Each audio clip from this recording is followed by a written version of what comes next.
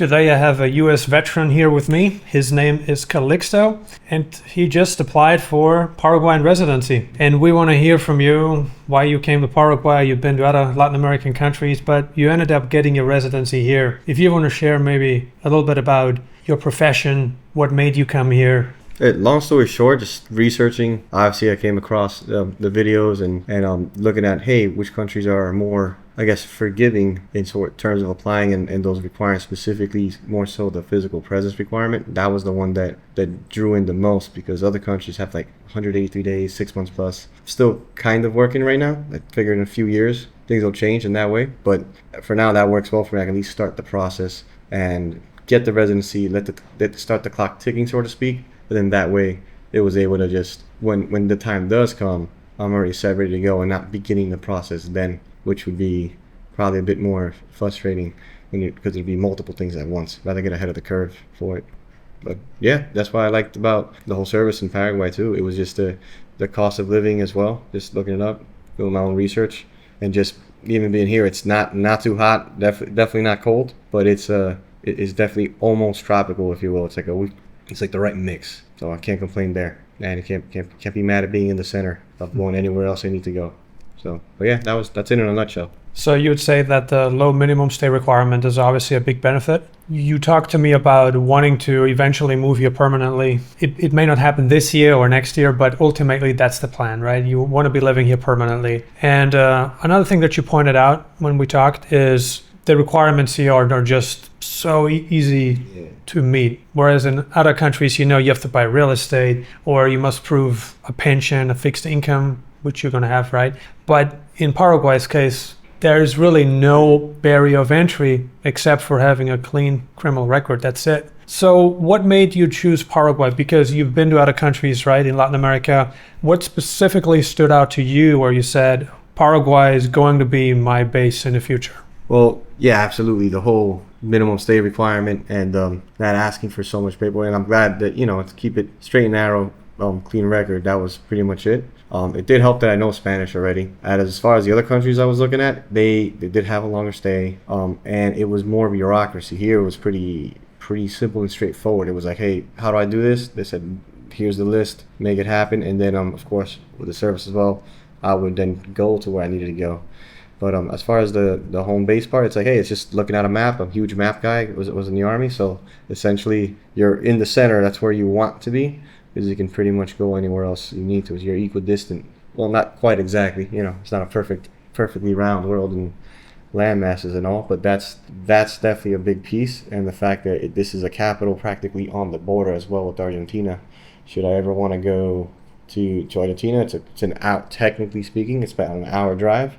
And then if I want to go see the other part that I hope to see one day is the Iguazu Falls, where Brazil and Argentina are, and that's a quick $15, $20 bus ride, and seems pretty comfortable there for it. So I can go see that as well. And it's not I like the idea that it's landlocked, because I've been to the Caribbean, I've been to Puerto Rico, DR, I've been to Cuba way back when I was younger, and yes, you get a lot of good seafood, yes, you get a lot of that sea breeze, so to speak, but you also get the tourism, and because you get that, prices are hit or miss. You get that discrepancy in areas when you walk around, where you'll see, hey, this part's like the very well built fancy mansion resort on a beach, and then you got the part where it's like not so nice a place.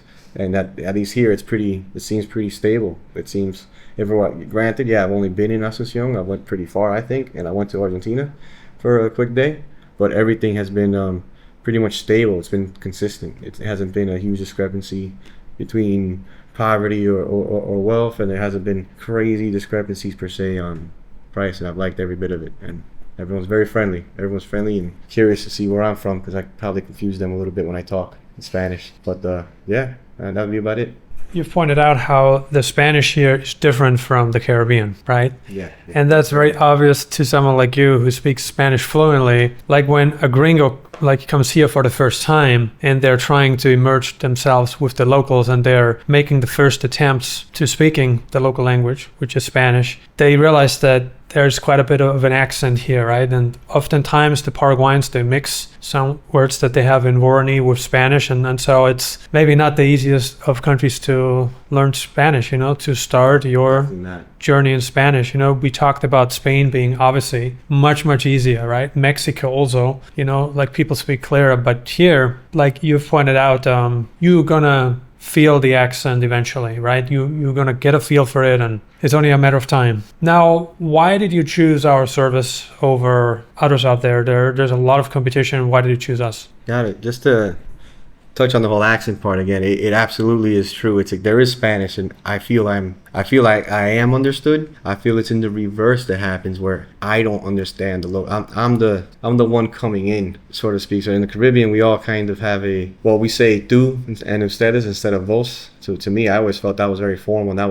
I thought it only existed in Spain. Apparently it exists here also, and a little bit in Brazil when I had my layover here. So I had to calibrate my ear, so to speak, to get used to hearing people addressing me, and I'm like, oh wait, let me not be rude, they're actually talking to me. That's great. But it's not that big of a learning curve. It is definitely, I hear now and then some of the local words where it's mixed with Guarani and Spanish, which is great to hear. I love the difference in culture, but it is a little bit of an adjustment. But luckily, at least one way, they understand me, and then I feel like I'm making somebody else do a bit more of an adjustment, but I'm sure I'll get the hang of it at some point. And as far as choosing Nomad Elite and the services, it was out of all the videos, yours seemed the most candid, and I appreciate that. You were straight up with it, and it was also laid it all out there. It wasn't no, hey, get this service to get this info. The info was pretty much all out there, and it was the good, the bad, and everything in between. It wasn't nothing hidden.